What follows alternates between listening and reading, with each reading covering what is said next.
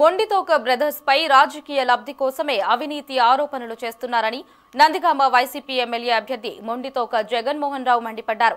నందిగామ నియోజకవర్గంలో 5 ఏళ్లలో తాము చేసిన అభివృద్ధిని చూసి ఓర్వలేక ఇలాంటి ఆరోపణలు చేస్తున్నారని మండిపడ్డారు. నందిగామలో ప్రజలు మరోసారి తనను గెలిపిస్తే నియోజకవర్గాన్ని మరింత అభివృద్ధి చేస్తానంటున్న మొండితోక జగన్మోహన్ రావుతో మా ప్రతినిధి గాలిబ్ ఫేస్ టు ఫేస్.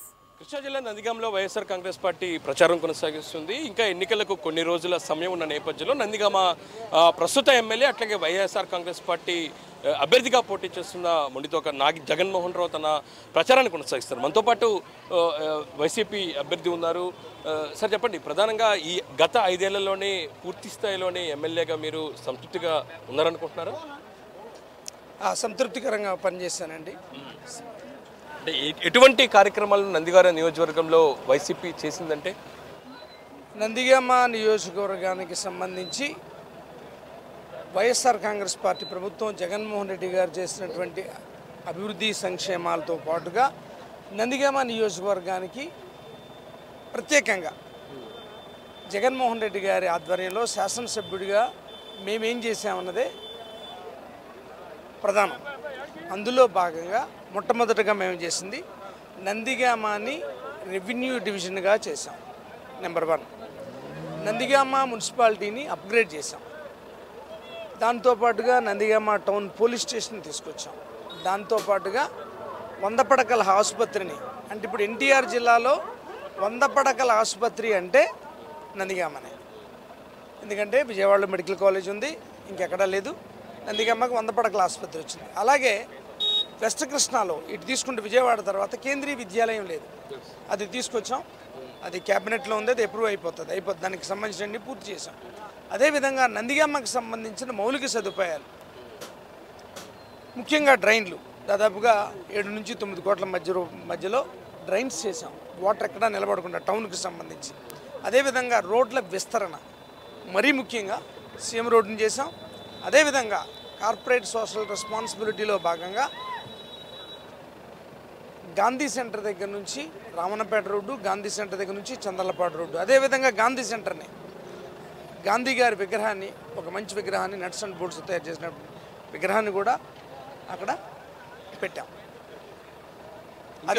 అదేవిధంగా అగ్రి ల్యాబ్ మొత్తం ఈ 3-4 నియోజకవర్గాలకు సంబంధించి నందిగామలో ఉంది.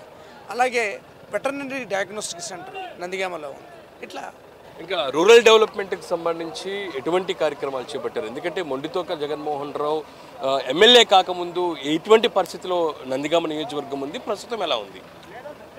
రూరల్ డెవలప్మెంట్ తీసుకుంటే కనుక మీరు ఈ ఏవైతే ఇప్పుడు జగన్మోహన్ రెడ్డి గారి పథకాలు ఉన్నాయో, మీరు హౌసింగ్ చూడండి ఎంత బాగా డెవలప్ అయిందని చూడండి. అలాగే మహిళా సాధికారత ఎలా ఉందో చూడండి. ఎందుకంటే రూరల్ అంటే ఇవన్నీ మెర్జ్ అయి ఉంటాయి. మరీ ముఖ్యంగా జలజీవన్ మిషన్లో భాగంగా నందిగామ రూరల్కి, చంద్రలపాడు రూరల్కి సంబంధించినటువంటి పైప్ లైన్ వర్కులు కొనసాగుతున్నాయి. దానికి సంబంధించిన వాటర్ సోర్స్ కూడా ఇప్పుడు మాకు ఉంది. కాబట్టి రూరల్ వాటరు దాదాపుగా ఒక ఎలక్షన్ అయిన 2-3 మంత్స్లో ప్రతి ఇంటికి ట్యాప్ ఇచ్చేస్తాం 2 మండలాలకి. అదేవిధంగా వీర్లుపాడుకి, కంచికిచెర్లకి సంబంధించిన ప్రాజెక్టు చౌటికల్లో ఉంది. అది కృష్ణానది గుంటూరు జిల్లా వైపు ఉంది కాబట్టి 3-4 కిలోమీటర్లు వచ్చి ఇక్కడ నుంచి లిఫ్ట్ చేయాలి మేము. అది రకరకాలైన కారణాల వల్ల అది పూడిపోతూ ఉంటుంది. ఫర్ ఎగ్జాంపుల్ వరదలు వచ్చినాయి, పూడిపోతుంది.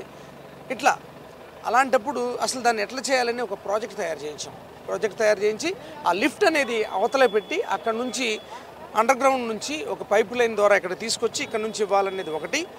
అదేవిధంగా 2 మండలాలకి సెపరేట్ పైప్ లైన్ ఇప్పుడు ఉన్నదాన్ని కంచికిచెర్లకి చేస్తూ వీర్లుపాడుకి సెపరేట్గా వేయడం, దాంతోపాటుగా జలజీవన మిషన్లో భాగంగా ప్రతి ఇంటికి మంచినీళ్ళు ఇవ్వడం, ఇవి. అదేవిధంగా మెయిన్ రోడ్డు కంచికిచెర్ల నుంచి రూపాయలు రోడ్ని దాన్ని బాగా డెవలప్ చేసాం. రాష్ట్ర అభివృద్ధిలో భాగంగా మిగతా అన్ని చిన్నగా రోడ్లు కానీ ఇవన్నీ కూడా చేయగలిగాం. అంటే ప్రజలకు ఎన్నికల టైంలో ఒక స్పష్టత ఇవ్వాల్సి వస్తుంది. ప్రధానంగా మొండితోక బ్రదర్స్ను టార్గెట్ చేస్తూ ప్రతిపక్ష పార్టీలు, ప్రధానంగా తెలుగుదేశం పార్టీ పలు కీలకమైన ఆరోపణలు ఎందుకు చేస్తుంది? మా మీద ముఖ్యంగా విమర్శలు ఎలా ఉండాలా? విమర్శ అనేది మనల్ని ప్రాపర్ వేలో నడిపించే విధంగా ఉండాలి. కన్స్ట్రక్టివ్ క్రిటిసిజం ఉండాలి. కన్స్ట్రక్టివ్ క్రిటిసిజంకి ఇక్కడ ఛాన్స్ లేదు. కాబట్టి బాగా చేస్తున్నారని ప్రతిపక్షం చెప్పే పరిస్థితి ఇండియాలో ఉందా? లేదు. మంచిని మంచిగా యాక్సెప్ట్ చేసే ఆ వాతావరణం పాలిటిక్స్లో లేదు కాబట్టి ఎట్లా మరి సర్వైవల్ కోసం ఏది పడితే అది మాట్లాడడం. 300 కోట్ల రూపాయలు ఇసుక మీద అంటే అసలు అది విన్న ఎవరికైనా అర్థమవుతుంది ఇది బురద జల్లే కార్యక్రమం అని. మట్టి మీద సంపాదించారు. ఎక్కడ సంపాదిస్తాం? మట్టి మీద ఎలా సంపాదిస్తారో, దేనికి వాడతారు? మట్టి ఇళ్ళకి వాడతారు, లేకపోతే ఏమన్నా రోడ్స్ హైవేస్కి వాటికి వాడతారు. దీని మీద 100 కోట్లు 300 కోట్లు అని ఇది ఏంటిది?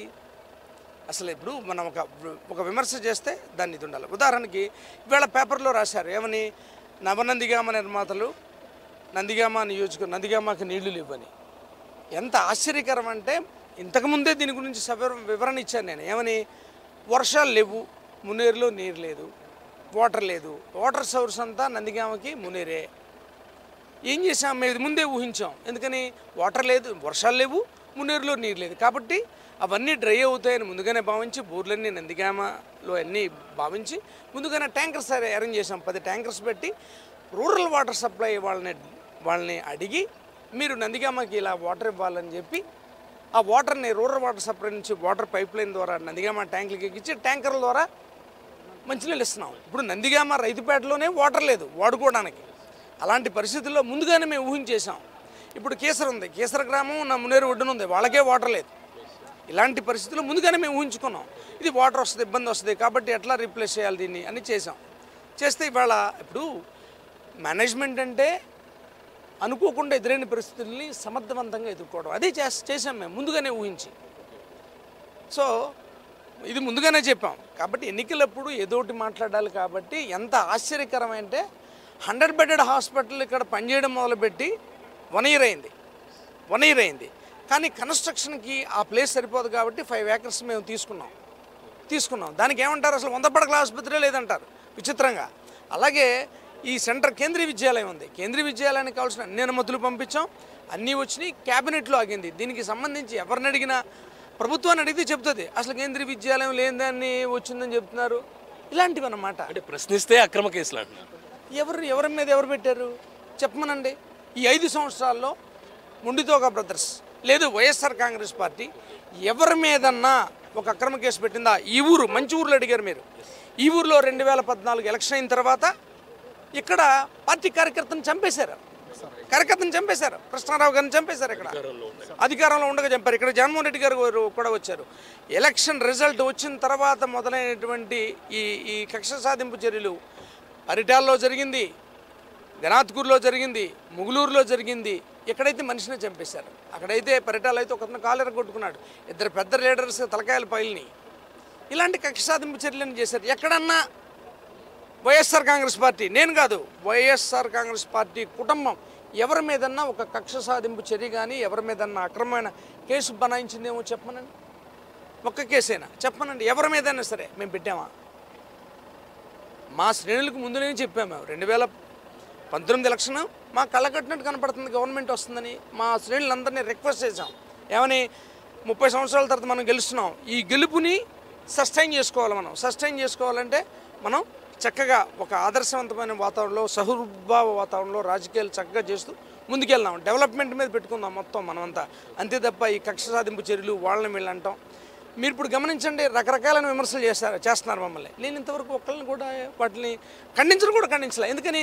ఖండించడానికి కూడా అర్హత లేనటువంటివి అవి. అర్హత లేని ఈవేళ రాజకీయాలు ఎట్లున్నాయంటే ఎవరన్నా మాట్లాడితే దానికి మనం స్పందించామనుకో ఎవరు కరెక్ట్ అనే చెప్పలేని పరిస్థితి ఉంది ఈవేళ రాజకీయాల్లో. మీడియా కూడా అట్లే ఉంది.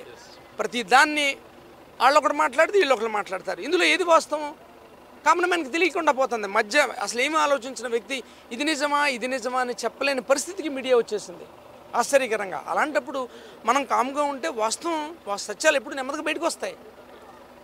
అబద్ధం ఊరంతా తిరుగుతుంటే సత్యం అప్పుడు చెప్పులేసుకుంటుంది. సో ఫైనల్లీ మీకు నందిగామ నియోజకవర్గ ఓటర్లు మరోసారి ఎందుకు గెలిపిస్తే ఇంకేమైనా కార్యక్రమాలు చేయాల్సిన అవసరం ఉందా? ఖచ్చితంగా నేను చెప్పాను కదా మీకు, ఇరిగేషన్ సంబంధించిన ప్రాజెక్టులు ఉన్నాయి, అవి చేస్తాం.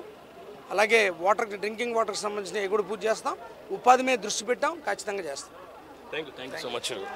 ఇదే పరిస్థితి నందిగామ నియోజకవర్గ ప్రజలు పూర్తి స్థాయిలో వైసీపీ పక్షాన ఉన్నారు. ప్రధానంగా ఏదైతుందో మొండితోక ప్రదర్శనపై ఆరోపణలు అవినీతికి సంబంధించి ఎక్కడా నిరూపించట్లేదు. పూర్తి స్థాయిలోని అది పూర్తిగా వైసీపీకి సంబంధించి రాజకీయంగా ఎదుర్కోలేక ఈ విధంగా ఆరోపణలు చేస్తున్నారనేది మాత్రం నందిగామ వైఎస్ఆర్ కాంగ్రెస్ పార్టీ అభ్యర్థి మొండితోక జగన్మోహన్ రావు అన్నారు. రాబోయే రోజుల్లో ఖచ్చితంగా నందిగామ నియోజకవర్గంలో ఓటర్లందరూ వైసీపీకి మరోసారి పట్టం కట్టబోతున్నారని కూడా ధీమా వ్యక్తం చేస్తున్నారు.